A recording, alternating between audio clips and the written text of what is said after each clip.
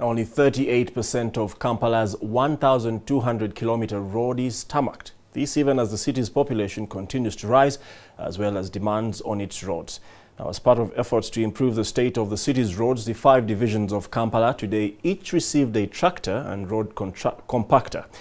Is that the magic bullet for Kampala? On Tech 5 tonight, the KCCA Director of Engineering, Andrew Kitaka, takes your questions on the city's state of roads and drainage.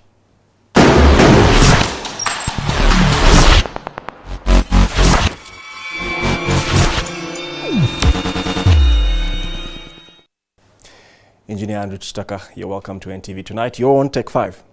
Thank you. This is entirely a session where you answer questions from our viewers who have replied to our Tech 5 on Facebook and Twitter. And from Twitter, we'll start with Ego Morris. He asks, there has been a lot of shoddy work on roads. How is KCCA ensuring that they get value for money from road contractors? Thank you.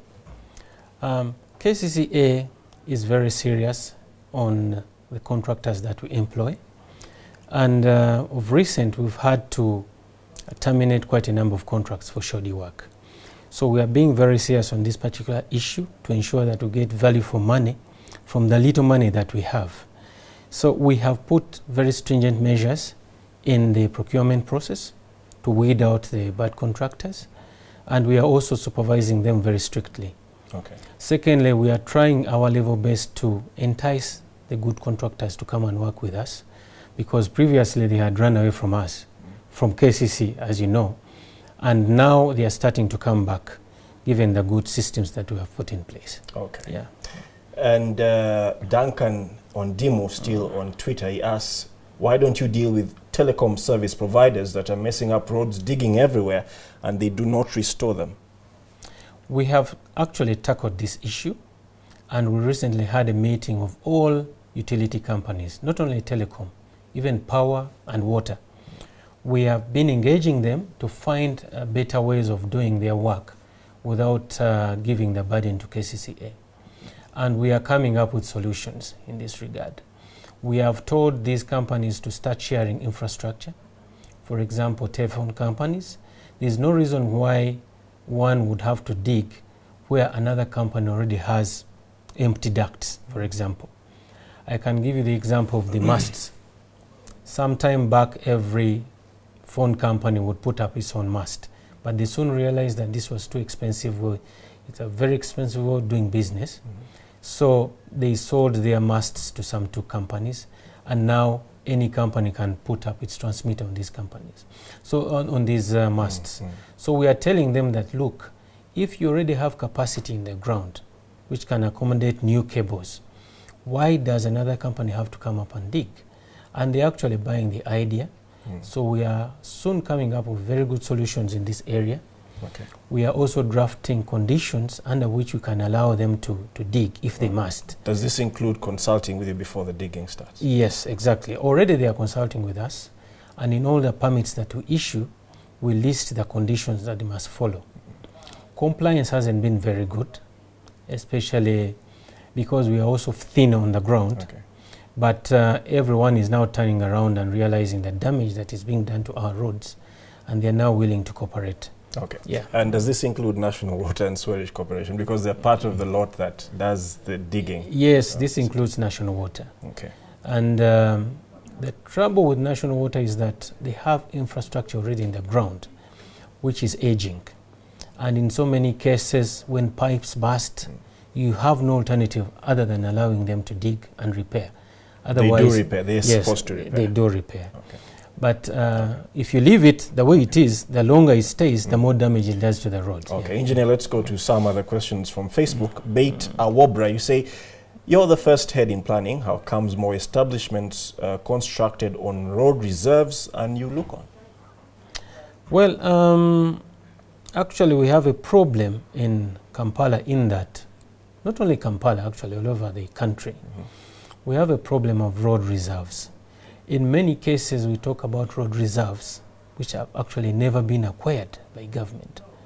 You find that people have land titles which stretch up to the edge of the road. So they're privately owned. Yes, so they are privately owned, and we assume that 15 meters from the center of the road is a road reserve.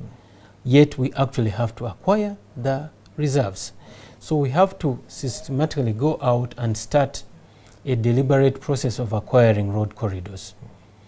And we have already made plans for this starting next financial year. Next financial year. Yes, we have to start acquiring these road okay. reserves. Yeah. All right. Roland Moses, still on Facebook. You say hello and thanks for the good work. But what are you doing about the roads that are so small, thus causing a lot of traffic jam, and the population is also increasing? Everybody's in a hurry. And to throw in another related question to Roland's, there is the issue of the bus lanes. Now, today we saw Utoda wants to bring in more buses. KCCA, what are you going to do about bigger road lanes to support the ever-increasing traffic, both vehicle and human? Actually, this is a very big issue. There's no magic bullet to solve this matter. But so far we have plans to revamp our infrastructure, the road infrastructure. We are starting with the money that we are getting from Treasury. And every financial year we have earmarked some roads for upgrading and widening. We have also got some substantial commitment from the World Bank, which is going to give us up to $200 million to improve infrastructure in Kampala. And we are going to look at the most congested corridors and increase their capacities. So we think that this will go a long way in alleviating congestion. But I must tell you that road building alone cannot solve congestion, because even in countries with the best road networks, they still have congestion. So it has to be a package of interventions that will sort out the congestion issue. How about the drainage, Engineer Kitaka? Drainage, yes. Kampala's drainage systems are currently under capacity. Anything you're doing about that? Yes, by the time they were built, they could serve. But as you know, as more and more land gets built up, you create more hard surfaces, no more infiltration of water, and that means that what you had before is no longer adequate. So we have a plan for them as well, through government financing and development partners. We have devised a plan to review the drainage master plan that was prepared some time back in around 2003. And we shall address that as well. Yeah. Away from this, Engineer, we saw a story just minutes ago on the levy on taxes. Now, court took these fares away, and you people are reinstating it. The minister said it's legal. Where's the balance? We actually think that it is proper to levy charges on public transport operators. There is nowhere in the world where vehicles that are getting revenue are not charged at all. We think that we should levy charges on these public transport operators because they're actually using the facilities that we have in the city. They're using the roads. And we spend money to maintain the roads. Yeah. Right. Thank you so much, Engineer Andrew Kitaka, the KCC Director of Engineering, who has been our guest on Tech 5 this Monday evening.